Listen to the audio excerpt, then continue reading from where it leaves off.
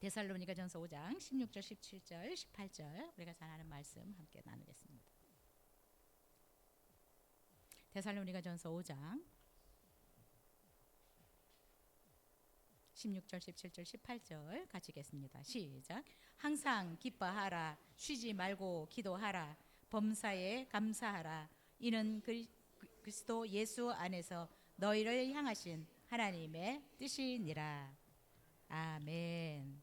예, 오늘 우리를 향한 하나님의 뜻이라는 제목으로 송구영신 예배 말씀 나누겠습니다. 우리가 이렇게 아이들을 키우다 보면 대부분의 부모들은 이 자녀의 미래에 대한 걱정들이 참 많더라고요. 좋은 친구를 만나야 될 텐데, 좋은 학교에 들어가야 될 텐데, 또 좋은 직장에 들어가야 될 텐데, 그리고 또 우리 자녀들이 앞으로 그래도 돈 걱정 많이 안 하고 편안하게 살 수 있어야 될 텐데, 참 이런저런 걱정들을 많이 하는 것 같습니다. 자, 그런데 어떤 능력 있는 부모라고 하더라도 우리 자녀들에게 이렇게 말하기가 쉽지 않을 것 같습니다. 너는 몇 살에 이 일을 해야 될 거야. 너는 어떤 일을 해야 성공해. 라고 어떤 부모도 자녀에게 이런 말을 할 수가 없을 것이라고 생각이 됩니다. 왜냐하면 부모는 자녀의 미래에 어떤 일이 일어날지 사실 알 수 없기 때문에 그렇습니다. 그래서 자녀의 미래에 관심이 많은 부모들이라고 하더라도 어린 아이에게 기본적인 것부터 가르치는 것 같습니다. 너는 뭐 어떤 학교를 들어가고, 물론 그런 거 크면서 할 수 있겠지만 어렸을 때 저도 우리 부모님을 통해서 이런 기본적인 이런 교육을 가정에서 많이 받았던 것 같아요.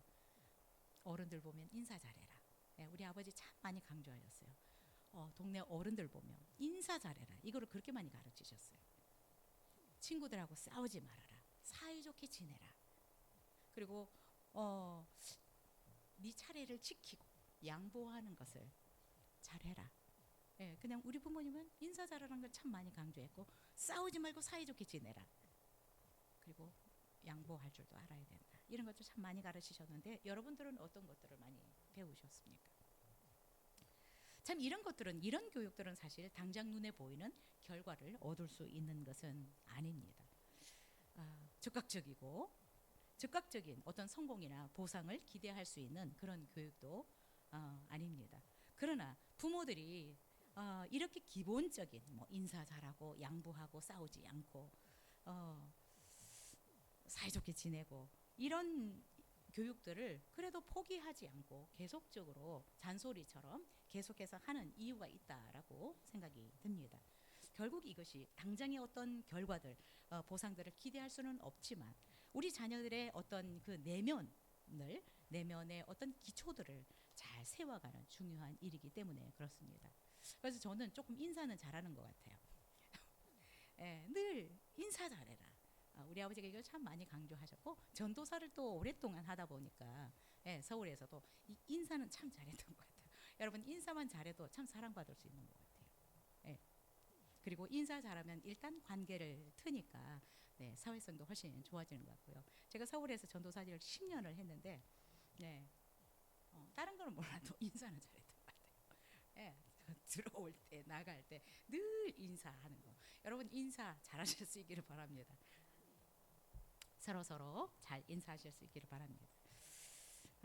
참 어떤 부모도 자녀에게 너는 항상 편할 거야. 힘든 사람은 절대로 만나지 않을 거야. 이렇게 말하는 부모들은 없을 것이라고 생각이 됩니다.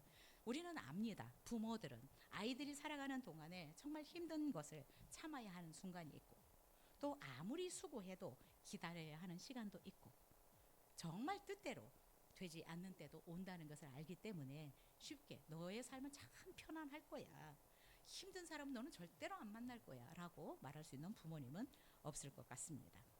여러분, 저는 그래서 26년을 이렇게 시작하면서 우리 성도님들에게 어떤 말씀을 전할까 참 우리가 잘 알고 있는 기본적인, 어쩌면 그냥 너무나 많이 들었던 이런 말씀이지만 우리 신앙생활 하는 데 있어서 굉장히 기본적인 말씀이라고 생각이 듭니다. 저는 우리 성도님들이 우리 부모님이 인사 잘해라, 또 싸우지 말고 양보 잘해라, 이런 말씀처럼 오늘 이 말씀을 그냥 정말 나의 기초를 세우는 부분이다라고 생각을 하시고 항상 기뻐하고 쉬지 말고 기도하고 범사에 감사하는 26년이 되었으면 좋겠다. 저는 어떤 말씀을 뽑을지 모르지만 내가 이 말씀을 뽑았으면 좋겠다 이런 생각이 들었어요. 예. 항상 기뻐하고 쉬지 말고 기도하고 범사에 감사하라. 이것이 우리를 향하신 하나님의 뜻이다라고 말씀하고 있습니다. 우리는 2026년을 이렇게 기대하면서 도대체 2026년은 하나님께서 나에게 어떤 일을 하실까? 나를 향한 하나님의 뜻은 무엇일까라고 생각할 수 있는데 여러분 오늘 말씀이 우리를 향한 하나님의 뜻이다라고 말씀하고 있습니다. 16절을 다시 한번 읽겠습니다. 시작. 항상 기뻐하라. 네.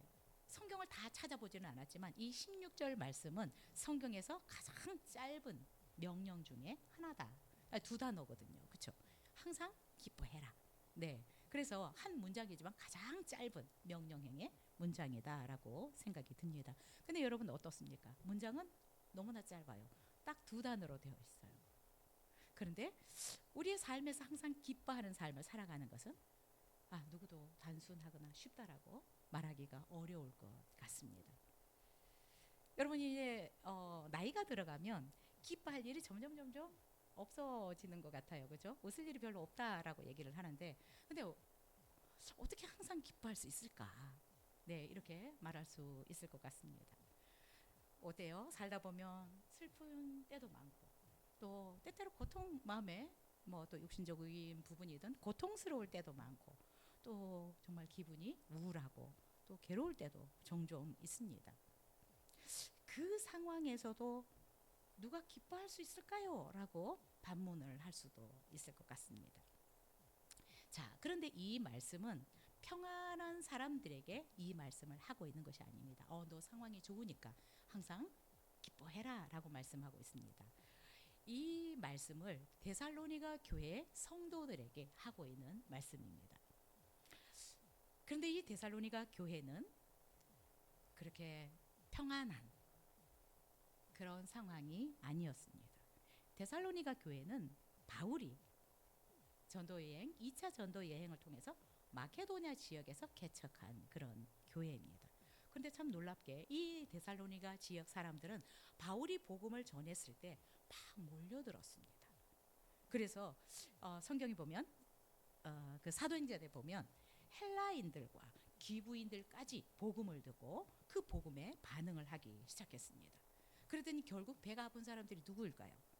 그 회당에서 하나님을 알고 있던 유대인들이 수많은 사람들이 바울이 전한 복음을 듣고 그쪽으로 가니까 이 배가 아프기 시작했어요. 시기가 생기기 시작했습니다. 그래서 결국 유대인들이 이방 사람들, 이 예수 믿는 이방인들, 데살로니가 교회 성도들을 박해하기 시작했습니다.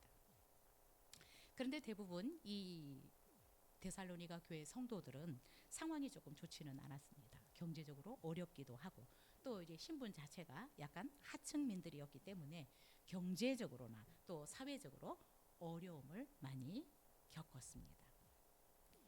자, 그런데 사도 바울은 데살로니가전서 1장 6절에 보니까 이 데살로니가 교회 성도들은 많은 환난 가운데서도 성령의 기쁨으로 말씀을 받아 우리와 주를 본받은 자가 되었다.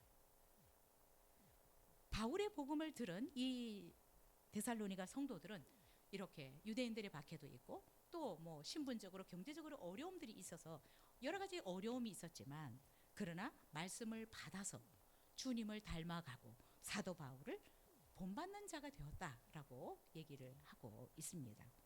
그리고 1장 9절에도 보니까 성도들은 이방인들이잖아요. 그죠? 우상을 버리고 하나님께로 돌아와서 살아계시고 참되신 하나님을 잘 섬겼더라라고 데살로니가전서 1장 9절에서 말씀하고 있습니다.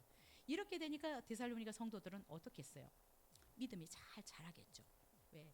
하나님의 말씀을 잘 듣고 또 바울을 본받으려고 하고 또 예수 그리스도를 본받으려고 하니까 이들의 믿음은 정말 잘 성장했던 것 같아요. 그래서 1장 3절에 보니까 이들의 믿음이 더욱 성장되었을 뿐만 아니라 성도들이 서로 사랑했더라라고 기록을 하고 있습니다. 사실 이 데살로니가 교회는 세워진 지 그렇게 오래된 교회는 아니었습니다. 그런데 신앙 생활을 오래 하진 않았지만 연륜이 뭐 10년, 20년 된 것은 아니지만 뭐 길어봤자 1년, 2년 뭐 이렇게밖에 되지는 않았지만 이들이 정말 바울을 본받기를 원하고 주님을 본받기를 원하고 열심으로 하나님을 섬겼더니 믿음이 성장해갔고 이 믿음이 성장하다 보니까 어떻게 해요? 사회에 좋은 영향력을 미치기 시작했습니다. 사람들이 볼 때 저 사람들은 좀 다르네. 그래서 표가 나는 거예요. 그리스도인이라는 것이 표가 나니까 오히려 또 박해가 더 심해지겠죠. 자기들처럼 그냥 술에 술 탄 듯 물에 물 탄 듯 그냥 섞여서 살아야 되는데 오히려 그리스도인다운 삶을 살아가게 되는 것입니다. 그러니까 오히려 핍박이 더 심했던 것 같습니다. 이들의 믿음은 숨길 수 없었던 것 같아요.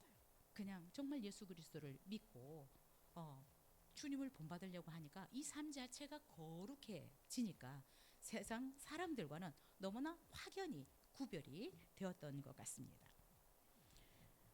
자, 그래서 결국 이 데살로니가 성도들은 믿음이 연약해서 박해를 받은 것이 아니라 믿음이 좋아서 박해를 더 받았다라고 생각이 듭니다. 그런데 이런 박해 속에 있는 어려움 가운데 있는 데살로니가 성도들을 향해서 뭐라고 말씀하고 있습니까? 항상 기뻐해라라고 명령을 하고 있습니다. 바울은 지금 이 데살로니가 교회 성도들의 현실, 핍박받고 환난 중에 있는 것을 모르고 항상 기뻐해라라고 말씀하고 있는 것이 아닙니다. 항상 기뻐해라라고 하는 것은 모든 시간 속에서 모든 순간 모든 상황 가운데서 항상 기뻐해라라는 뜻입니다. 자, 우리가 항상 기뻐해라라는 이 말씀을 들을 때 참 너무 어렵다. 어떻게 항상 기뻐할 수 있지? 예. 그런데 항상 기뻐하라라고 하는 이 말은 감정적으로 항상 기뻐해라, 늘 웃고 살아라라고 하는 말씀이 아닙니다. 여러분, 우리가 어떤 상황이 좋고 뭐 평안한 상태에서 우리는 항상 기뻐할 수 있겠지라고 생각하지만 그렇지 않습니다. 그렇죠? 뭐 좋은 차를 사고 좋은 집을 사고 내가 이렇게 편안하게 자지만 그것 때문에 늘 기쁘지는 않아요. 그 집에 살면서도 화가 나고 또 어떤 사람은 그렇게 좋은 집에서 살지만 막 죽고 싶고. 그래서 여기서 항상 기뻐해라라고 하는 것은 상황이 좋기 때문에 기뻐하라라는 것은 아니다라고 생각이 들고요. 또한 여러분 상황이 좋다고 항상 기뻐할 수 있는 것도 아닙니다. 그러면 항상 기뻐하라라고 하는 뜻은 무엇일까? 왜 하나님은 우리에게는 감정이 있어서 늘 기뻐할 수 없는데 그리고 늘 좋은 거를 본다고 해서 다 기뻐할 수 있는 것도 아닌데 여기서 그러면 항상 기뻐해라라고 하는 이 의미는 무엇일까요? 자, 기뻐한다라고 하는 이 단어는 카이레테라는 단어를 쓰는데 이 단어의 어근이 같은 거, 이 말의 뿌리가 같은 것이 뭐냐 하면 은혜라는 단어입니다. 카리스라는 단어와 이 기뻐하라라는 단어와 어근이 같습니다. 뿌리가 같아요. 그래서 기뻐한다라고 하는 것은 상황이 좋아서 기뻐하는 것이 아니라 우리가 하나님이 우리 가운데 베풀어 주신 은혜가 인식될 때 하나님이 나에게 이런 은혜를 베푸셨구나라고 깨달아질 때 기뻐하게 되는 것입니다. 그 기뻐하는 것을 말씀하고 있습니다. 그래서 우리는 항상 기뻐하라 그러면 나는 그리스도인인데 왜 이렇게 기뻐하지 못하고 살아갈까 이런 생각이 들 수 있는데 늘 웃어라 이런 말씀은 아닙니다. 여러분 이 데살로니가 성도들은 어려움이 있고 박해가 있었지만 바울이 지금 항상 기뻐해라라고 하는 것은 어떤 은혜를 기억하고 기뻐하라고 하는 것일까요? 구원의 은혜를, 네가 하나님의 자녀된 은혜를, 이 은혜를 기억하고 기뻐하라. 다른 말로 하면 원어적인 풀이를 하면 이렇습니다. 기뻐하라라고 하는 것은 하나님의 그 은혜 위에 머물러 있어라. 늘 하나님의 은혜에 머물러 살아라. 하나님의 은혜 위에 서 있어라라는 의미입니다. 여러분 조금 기뻐하라는 의미가 덜 어렵게 생각이 되죠, 그렇죠? 우리가 하나님의 은혜로 우리가 찬양도 했지만 정말 예수 그리스도의 그 은혜로 우리는 구원을 받았습니다. 영원한 생명을 얻었습니다. 하나님의 자녀가 되었습니다. 우리가 항상 기뻐할 수 있는 것은 이 하나님의 은혜, 나를 구원하신 하나님의 은혜, 죄인 중에 괴수였던 우리를 구원해 주신 그 하나님의 은혜를 기억할 때 내가 계속 은혜 안에 머물고 살아갈 수 있습니다. 여러분, 진짜 우리가 어렵고 힘들 때 정말 사모해야 되는 것은 우리의 속성은 어렵고 힘들면 어때요? 자꾸 하나님과 멀어지려고 하는 속성이 있어요. 그렇죠? 그런데 데살로니가 교회 성도들도 환란이 있고 핍박이 있고 많은 어려움이 있는데 사도 바울은 뭐라고 말씀하시냐? 항상 은혜 안에 머물러 살아야 된다라고 얘기를 하고 있습니다. 이게 참 쉽지는 않지만 어려운데 은혜 안에 머물러 사는 것은 쉽지 않지만 사모해야 합니다. 하나님께서 나에게 베풀어 주신 은혜를 쉽게 저버리면 안 됩니다. 근데 우리의 속성들은 참 간사해요. 너무나 육신을 쉽게 따라갑니다. 하나님의 은혜를 그렇게 간구하다가 하나님이 우리에게 은혜를 주시면 너무나 쉽게 잊어버리고 배신하고 육신의 소욕을 따라서 가는 경우들이 너무 많이 있습니다. 항상 기뻐해라라고 하는 것은 네가 받은 이 구원의 은혜에 머물러서 살아라라는 것입니다. 여러분 26년도에 이 은혜를 정말 우리가 저버리지 않고 늘 하나님의 은혜에 머물러 사는 그 은혜의 말씀 위에 사는 우리가 되었으면 좋겠습니다. 여러분 예수 그리스도는 우리를 저버리지 않으셨습니다. 죄 가운데 있는 우리를 그분은 구원하시기 위해서 인간의 몸을 입고 이 땅에 오셨고 자기의 생명을 우리에게 내어 주셨습니다. 지금도 그분은 우리를 여전히 배신하지 않습니다. 우리가 하나님의 그 은혜를 저버리지 않았으면 좋겠습니다. 예, 사람들도 이렇게 살아가다 보면 참 이렇게 은혜를 저버리는 사람들이 있어요. 예, 우리는 그런 자들이 되지 않았으면 좋겠습니다. 하나님 앞에서뿐만 아니라 나에게 은혜를 베푸신 부모님이라든가 그죠? 도움을 준 분들에게 그냥 너무 은혜를 저버리지 않는 그런 삶을 살아갈 수 있었으면 좋겠습니다. 이 데살로니가 성도들은 정말 신앙적인 연륜은 짧았지만 박해를 받으면서도 하나님의 은혜에 머물러 살기를 사모했던 것 같아요. 그 정말 어려운 가운데서도 박해를 받으면서도 인내하면서 견디면서 그 하나님의 은혜에 머물러서 살아가기를 원했던 것 같아요. 그래서 사도 바울은 이 데살로니가 교회 성도들을 칭찬합니다. 데살로니가 후서 1장에 보면 내가 여러 교회에 너희들을 자랑한다라고 얘기를 하고 있습니다. 그 어려운 가운데서도 은혜를 저버리지 않고 오히려 핍박받고 견디면서도 그 은혜를 잊지 않고 그 은혜 가운데 머물러서 살아가고 있었다라는 것입니다. 여러분 우리도 참 예수 그리스도를 통해서 받은 이 은혜를 가볍게 여기지 않았으면 좋겠고요. 또 이 은혜를 저버리지 않으려고 했으면 좋겠습니다. 우리는 때때로 잊어버릴 수 있지만 정말 은혜 위에 은혜 안에 머물러 살아가기를 기뻐했으면 좋겠습니다. 여러분 우리가 포도나무 가지가 포도나무에 붙어 있으면 저절로 과실을 맺을 수 있다라고 얘기를 하는데 하나님께서 왜 항상 기뻐해라라고 은혜 안에 살려고 해라 은혜에 머물러서 살려고 해라 아무리 어려워도 하나님을 떠나지 말고 그 은혜를 저버리지 말고 하나님께서는 계속해서 우리에게 은혜를 베푸시기를 원하시기 때문에 그렇습니다. 구원의 은혜뿐만 아니라 우리가 살아가면서 필요한 은혜들을 계속해서 베푸시기 위해서 은혜 안에 계속 머물러 있어라 라고 말씀하고 있습니다. 근데 어떤 분들은 참 하나님이 은혜를 베풀려고 하면 어디로 도망가 있는 사람들이 있어. 네, 너무나 잘 피해. 우리는 2026년 정말 나를 구원하신 그 구원의 은혜 나에게 영원한 생명을 주신 그 은혜에 머물러 살려고 했으면 좋겠습니다.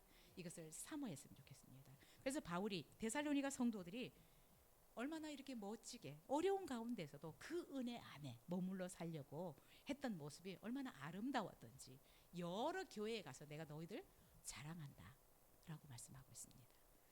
우리 사랑하는 성도님들도 저도 정말 하나님께서 우리를 자랑할 수 있는 그런 사람들이 됐으면 좋겠습니다.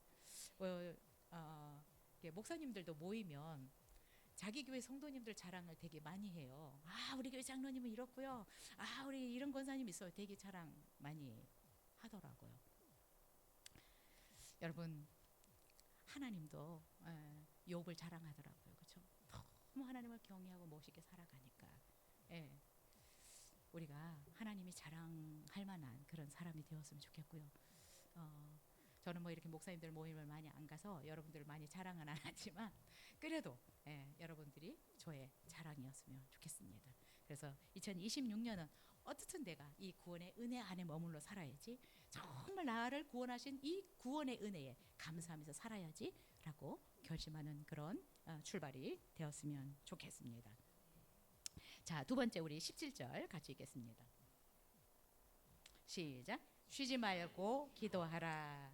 네, 오늘 말씀은 짧아서 다 외울 수 있을 것 같아요. 그죠? 항상 기뻐하라. 두 번째, 쉬지 말고 기도하라 라고 말씀하고 있습니다. 조금 전에 말씀드렸던 것처럼 이 데살로니가 교회 성도들은 예수님을 너무 잘 믿어서 핍박이 많았습니다. 그런데 경제적으로 또 사회적으로는 신분도 낮고 그래서 또 많은 어려움들이 있었습니다. 이런 성도들을 향해서 바울은 쉬지 말고 기도해라 라고 명령하고 있습니다. 그래서 이제 교회를 나오신 분들은 쉬지 말고 기도를 하라면 아유, 이거 그러면 잠도 자지 말고 밥도 먹지 말고 계속 그냥 기도만 하고 있으라는 말씀인가 라고 생각할 수 있습니다. 물론 쉬지 말고 기도한다라고 하는 말은 계속해서 중단하지 않고 끊임없이 기도한다라는 의미입니다. 그러나 밥도 먹지 말고 잠도 자지 말고 계속 기도하라라는 의미는 아닙니다. 자, 데살로니게 교회가 어렵고 핍박 가운데 있으니까 바울이 지금 쉬지 말고 기도해라라고 하는 것은 너희들이 어려움이 많으니까 기도를 많이 해라라는 의미도 아닙니다. 쉬지 말고 기도하라라고 하는 것은 모든 상황, 삶의 모든 상황, 모든 시간들, 장소에 구애됨이 없이 그냥 지속적으로 하나님과의 관계를 가져라라고 얘기를 하고 있습니다. 그래서 쉬지 말고 기도하라라고 하는 것은 고난 가운데서도 어려운 가운데서도 하나님과의 관계를 끊지 말라라는 얘기예요. 그래서 우리는 기도는 하나님과 인격적인 교제와 소통을 하는 수단이다라고 얘기를 하고 있습니다. 여러분, 그래서 쉬지 말고 기도하라는 것은 어떤 어려움이 있더라도 하나님과 관계를 끊지 말고 계속해라.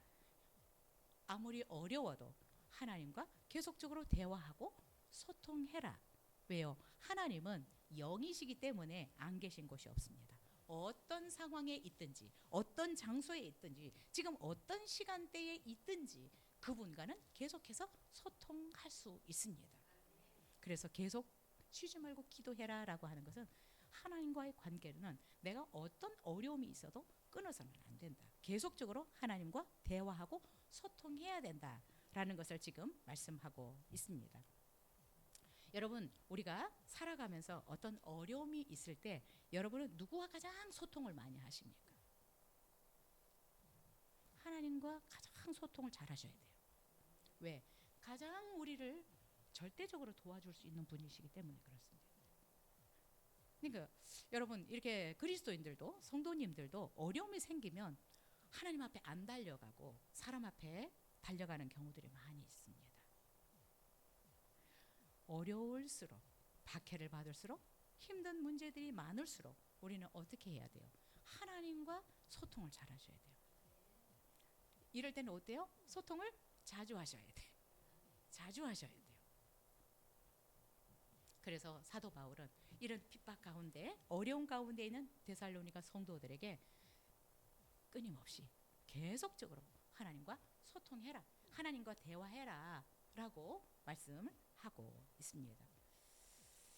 그리고 또한 쉬지 말고 기도해라 라고 하는 것은 계속적으로 하나님 앞에 마음을 열고 하나님과 대화하라는 의미도 있습니다.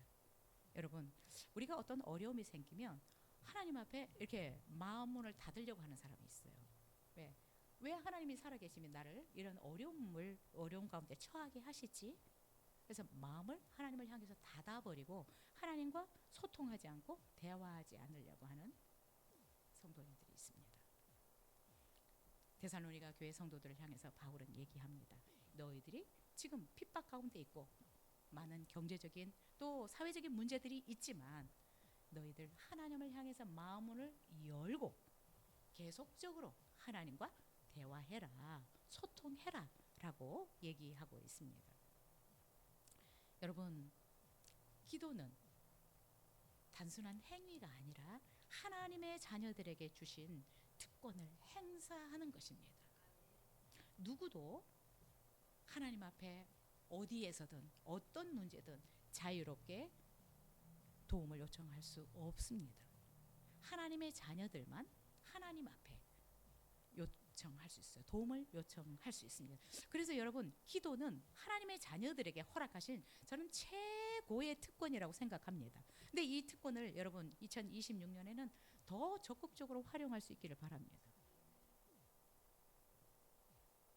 수시로 여러분 하나님 앞에 나가실 수 있기를 바랍니다. 하나님과 소통할 수 있기를 바랍니다. 기도는 전능하신 하나님과 인격적으로 대화하는 것이고 소통하는 것입니다. 사실 기도하지 않는 사람들은 하나님과 어떻게 소통하는지 모르겠어요. 하나님과 소통하는 통로가 기도입니다. 그렇죠? 소통한다라고 하는 것은 주고받는 것을 의미해요. 그렇죠? 그러면 우리는 일방적으로 성경을 읽지만 기도는 내가 하나님 앞에 올리고 또 하나님께서 나에게 뭐라고 말씀하시는지 커뮤니케이션이라고 그러죠. 그렇죠? 이렇게 소통하는 거. 그래서 여러분, 하나님의 자녀들에게 주신 이 놀라운 특권, 언제 어디서든 어떤 시간대에서든 자유롭게 하나님 앞에 기도할 수 있는, 보고할 수 있는 이런 것들을 여러분이 2026년에 적극적으로 활용할 수 있기를 바랍니다. 하나님은 영이십니다. 하나님, 우리가 어디에서 기도하든 어떤 장소에서 어떤 시간대에 기도하든 정말 하나님은 우리의 기도에 귀를 기울여 주십니다. 우리의 어떤 대화에 그분은 정말 귀를 기울이시고 들어주시고 또한 응답해 주시는 분이십니다. 여러분, 데살로니가 교회 성도들을 향해서 항상 쉬지 말고 기도하라 라고 하는 이유가 무엇일까요? 사실 여러분, 우리가 어떤 어려움을 만나면 참 우리 힘으로 그런 것들을 이겨나가기도 쉽지 않고 그 문제들을 극복하기도 쉽지 않다라고 생각이 듭니다. 그래서 여러분, 어려운데 자꾸 하나님께로 나와야지 하나님께로부터 멀어지면 참 그 어려움들을 해결하기가 어렵다라고 생각이 됩니다.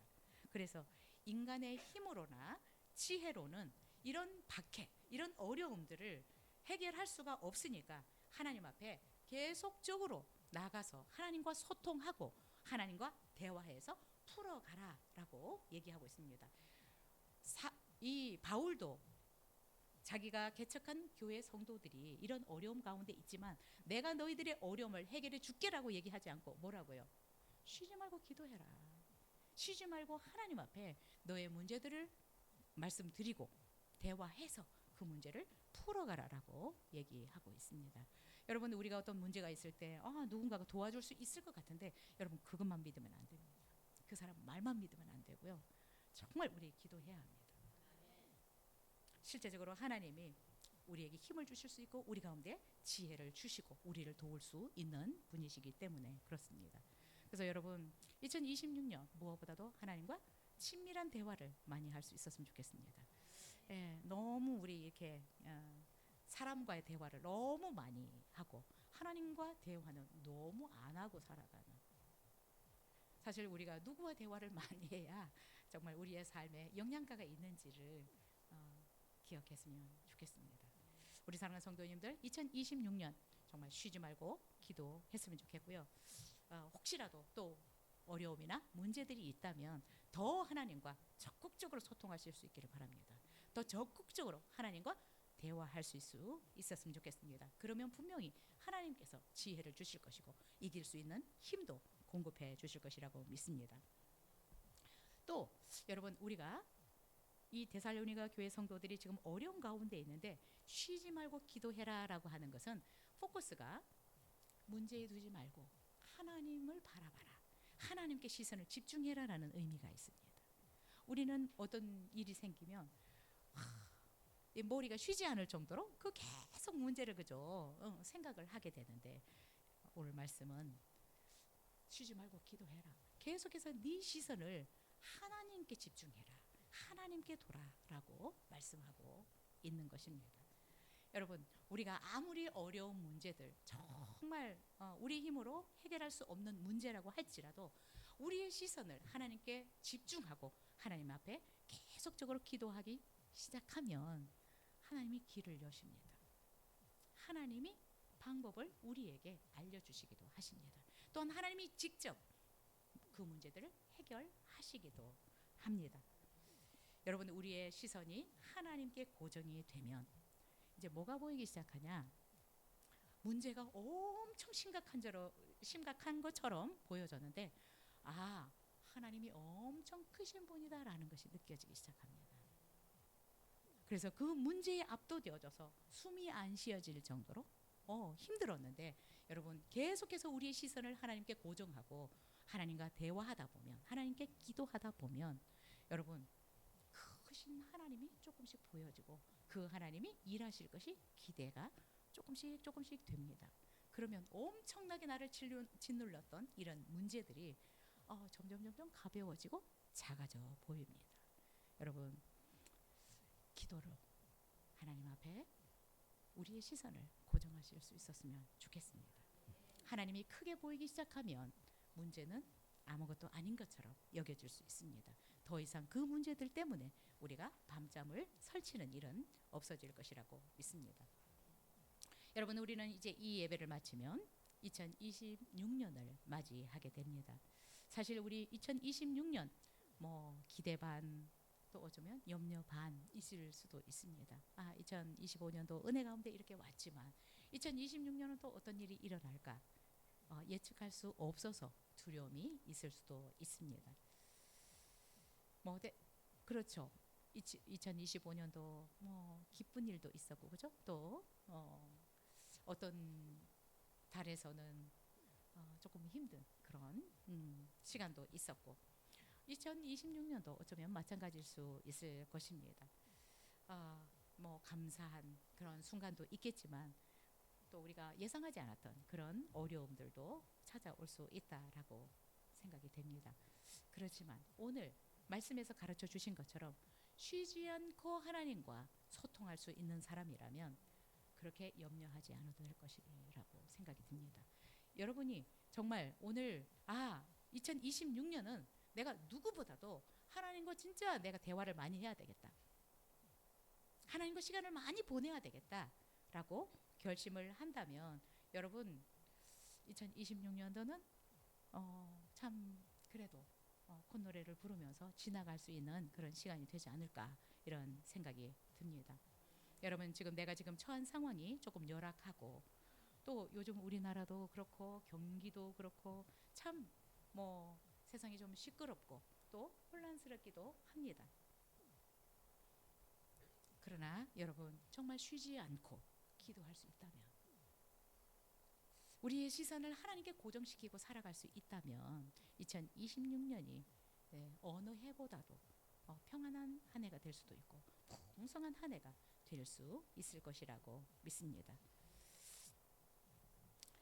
우리가 정말 우리의 시선을 하나님께 고정시키고 기도하면서 하나님과 계속적으로 정말 소통해 나간다면 그 어떤 해보다도 풍성한 하나님의 은혜를 경험할 수 있는 해가 될 것이라고 믿습니다. 여러분, 기도하실 수 있기를 바랍니다. 자녀에게 주신 이 놀라운 특권을 정말 마음껏 적극적으로 누릴 수 있었으면 좋겠습니다. 여러분, 그래서 여러분 기도하는 시간을 꼭 정하실 수 있기를 바라고요. 하나님과 정말 깊은 대화들을, 그리고 그냥 1분, 2분이 아니라 좀 더 깊이 있게 그분과 대화할 수 있는 그런 시간들을 여러분 꼭 내실 수 있었으면 좋겠습니다.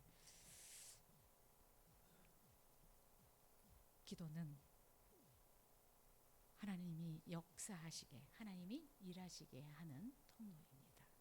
여러분, 아무리 하나님이 전능하셔도 우리가 하나님께 도움을 요청하지 않으면 하나님께는 책임이 없습니다.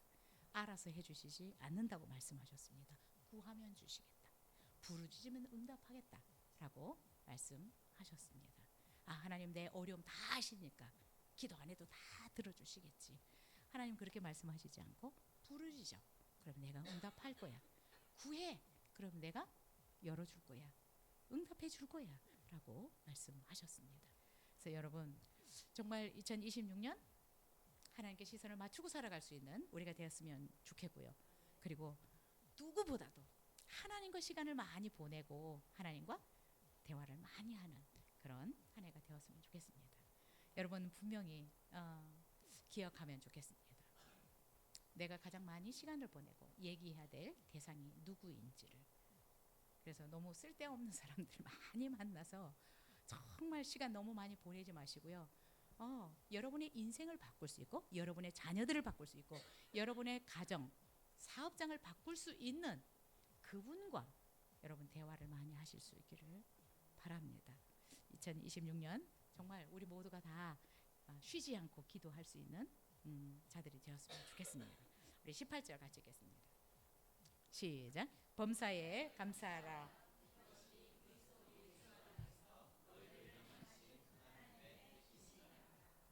아멘. 참 이것도 우리가 어려운 말씀이다라는 생각이 듭니다. 범사에 감사하는 것이 하나님의 뜻이다라고 말씀하고 있습니다.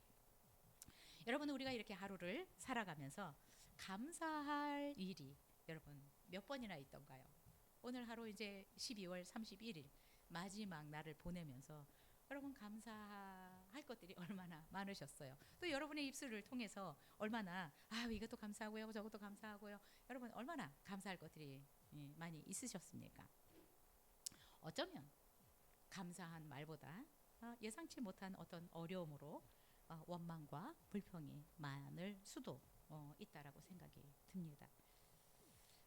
사실 우리가 힘든 상황에 있으면 누구나 감사하기는 쉽지 않다라고 생각이 됩니다. 우리가 저도 이렇게 아파 보니까 성경도 잘 못 읽겠더라고요. 그죠? 어지럽고 그냥 이게 잘 안 펴지고. 우리가 뭐 아플 때, 또 경제적으로 참 너무 많이 어려울 때, 또 어떤 사람과의 정말 너무나 심각한 갈등들이 있을 때 감사하는 것은 참 쉽지 않은 것 같아요. 그런데 오늘 성경은 범사에 모든 일에 다 감사해라라고 하나님은 우리에게 명령을 하고 있습니다. 데살로니가 교회 성도들에게 범사에 감사하라라고 명령하고 있는데, 범사, 모든 현실, 모든 상황, 모든 일에 다 감사해라라고 얘기를 하고 있습니다. 근데 참 우리의 수준은 모든 일에 잘 감사가 안 돼요, 그죠? 조금만 뭐가 어긋나도 막 불평불만이 나오고 여기에서 뭔가 부글거리고 또 얼굴도 울그락불그락 또 되는데, 성경은 오늘 말씀은 범사에 감사하라라고 얘기하고 있습니다. 생각처럼 쉬운 것은 아닌 것 같습니다. 예, 우리가 너무나 잘 아는 말씀이지만 참 쉽지 않습니다. 신앙생활을 40년, 50년 했지만 범사에 감사하는 거 참 쉽지 않습니다. 내가 생각했던 것이 조금만 틀어져도 그냥 불평이 나오고 원망이 나올 수 있습니다. 그래서 여러분, 이 범사에 감사한다라고 하는 이 말씀은 복을 받아서 평안할 때만 감사하라는 것이 아니라 고난이 있고 문제가 있고 박해가 있고 경제적인 어려움이 있는 어떤 상황에서든지 다 감사하라라고 말씀하시는 것입니다. 신앙이 아무리 좋은 사람이어도 좋은 일에는 감사하기가 쉬운데, 이렇게 박해가 있고 경제적인 어려움이 있는 이런 상황에서 감사하기는 쉽지 않을 것 같아요. 자, 그렇지만 우리가 이 원리를 배우면 어떤 상황에서도 감사를 할 수 있다라고 생각이 듭니다. 하나님이 지금 범사에 감사하라라고 명령하고 있는데 이것이 하나님의 뜻이래요. 다른 말로 하면 내가 어떤 어려움이 있거나 정말 심각한 문제가 있는데 그 상황에서 감사하는 것은 하나님이 원하는 것이고 하나님의 뜻이라고 말씀하고 있습니다.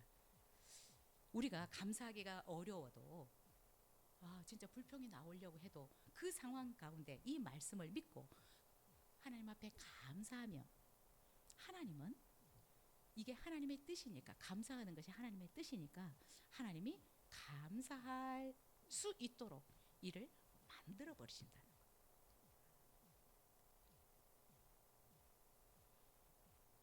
이해되시죠? 그렇죠? 그래서 우리는 어렵지만 감사하고 싶지 않지만 하나님이 감사하는 것이 하나님의 뜻이라고 하니까 하나님은 그의 뜻대로 사는 자들에게 하나님은 하나님의 일을 해버리십니다. 그래서 올 한 해 이렇게 불평, 불만 이런 것들이 나오려고 할 때 이 말씀을 좀 기억하면 좋겠습니다.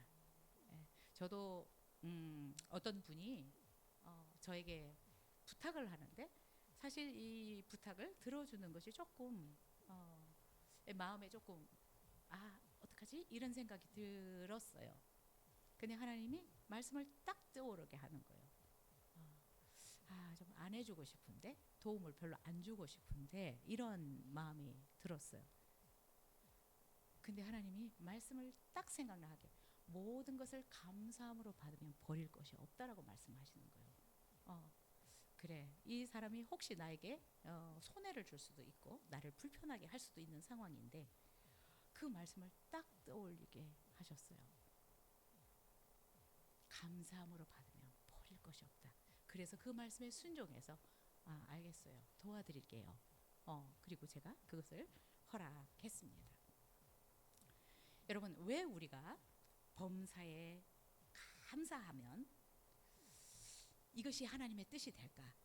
여러분, 여기에는 모든 것이 하나님의 섭리 아래 하나님의 뜻 안에 이루어지고 있다라는 것을 우리가 인정해야 합니다.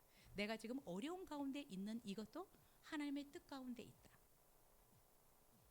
그래서 결국은 하나님의 뜻 가운데 있기 때문에 하나님의 뜻 가운데 있기 때문에 나를 인도해 가실 것이고 도우실 것이고 해결해 주실 것이기 때문에 그렇습니다. 여러분, 그래서 우리가 어떤 어려움이 올 때 너무 두려워할 이유가 없는 거예요. 왜? 하나님은 우리가 어려움 당하는 것도 알고 지금 상황이 얼마나 힘든지도 다 알고 계십니다. 근데 우리는 이런 어려움이 없기를 원하지만 그러나 그 어려움 가운데서도 하나님은 감사하기를 원하고 있습니다. 그래서 로마서 8장 28절과 범사에 감사하라는 이 이유가 로마서 8장 28절에서 우리는 찾을 수 있는데 우리가 알거니와 하나님을 사랑하는 자 곧 그의 뜻대로 부르심을 입은 자들에게는 모든 것이 합력해서 선을 이룬다. 우리가 하나님의 자녀로 부르심을 받았습니다. 그래서 우리에게 좋은 일이 일어날 수도 있고 어려운 일이 있을 수도 있지만 하나님의 자녀들은 이 모든 것들, 어려운 이것들도 오히려 하나님은 우리가 감사하게 될 때 하나님은 선하시게 그 일을 바꿀 수 있다라고 말씀하고 있습니다. 우리가 생각한 것처럼 이 어려움이 계속해서 나에게 어려움을 줄까봐 불평을 하는데 오히려 로마서 8장 28절에는 우리가 어려움을 만날 수 있지만 하나님을 사랑하고 그의 뜻대로 부르심을 입은 하나님의 자녀들에게는 혹시 악한 것들, 좋지 못한 것들도 오히려 하나님은 우리가 감사하게 될 때 선으로 바꾸신다라고 말씀하고 있습니다. 그래서 내가 지금 조금 어려움이 있다고 하더라도 여러분, 하나님은 이것을 통해서도 나에게 뭔가를 가르치시겠지. 그리고 이것도 하나님의 방법으로 가장 선한 것으로 만들어 주시겠지라고 여러분 감사하시면 됩니다. 불평 대신에. 그래서 여러분 올해 참 우리가 쉬지 말고 기도하고 범사에 감사하고 그렇죠? 항상 기뻐하고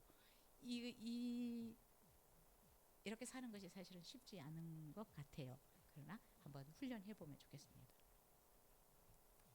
그래서 자꾸 불평이 나오려고 해도 감사했으면 좋겠고 하나님은 내가 볼 때 이것이 문제될 것 같은데, 그러나 하나님은 이 문제조차도 선하게 바꿀 수 있다라는 것을 믿고, 하나님 이 일이 일어난 것도 감사합니다 라고, 또 이 상황을 바꾸실 것도 감사합니다 라고 감사로 받을 수 있으면 좋겠습니다. 하나님은 감사하는 자들을 하나님을 영화롭게 한다라고 말씀하고 있습니다. 왜냐하면 하나님의 주권을 절대적으로 인정하기 때문에 그렇습니다. 그래서 혹시 때때로 어려움이 있지만 이것이 하나님이 우리를 미워해서 우리를 저주해서 그런 것들이 아니다. 여전히 나는 하나님의 사랑받는 자녀이고 하나님이 나를 위해서 일하시고 계신다라는 것을 잊지 않았으면 좋겠습니다. 2026년에도 우리는 여전히 어려움을 만날 수 있습니다. 네, 힘든 일들이 있을 수 있습니다. 그러나 그런 일들이 있을 때 불평하지 않고 오늘 말씀처럼 감사하는 것을 한번 해보시면 좋겠습니다. 원망하지 않고 하나님이 오히려 이것들도 선하게 바꾸어 주실 것을 믿고 감사해 보시면 좋겠습니다. 시편 50편 23절에 감사로 제사를 드리는 자가 하나님을 영화롭게 하나니 그의 행위를 옳게 하는 자에게 하나님의 구원을 보이시리라 라고 말씀하셨습니다. 우리가 하나님 앞에 감사하는 것은 하나님이 보실 때 옳은 행위라고 말씀하고 있습니다. 이 옳은 행위를 하면은 하나님이 구원을 베푸시겠다라고 약속하셨습니다. 그래서 올해 말씀 감사로 제사를 드리는 자가 나를 영화롭게 하나니 그의 행위를 옳게 하는 자에게 내가 하나님의 구원을 보이리라라고 말씀하셨습니다. 어쨌든 올 한 해 우리의 입에서 늘 감사가 넘쳐날 수 있었으면 좋겠습니다. 이것이 하나님이 우리를 향해서 보시는 옳은 행위다라고 말씀하셨습니다. 여러분 2026년 우리가 모든 것을 하나님께 맡기고 우리는 그냥 감사하면서 기도하고 살아갔으면 좋겠습니다. 오늘 말씀이 굉장히 단순한 것 같지만 여러분 좀 쉽지 않은 부분일 수도 있습니다. 그러나 우리는 그냥 감정적으로 기도하고 감사하고 이것이 아니라 말씀의 어떤 원리를 가지고 감사하고 기도하고 살아가면 우리의 삶에서 정말 놀라운 일들이 일어나리라고 믿습니다. 여러분 한번 따라할까요? 항상 기뻐하라. 쉬지 말고 기도하라. 범사에 감사하라. 이것이 너희를 향하신 하나님의 뜻이니라. 여러분 2026년 어떻게 사시려고 결정하십니까? 하나님의 뜻대로 살려고 결정할 수 있었으면 좋겠습니다.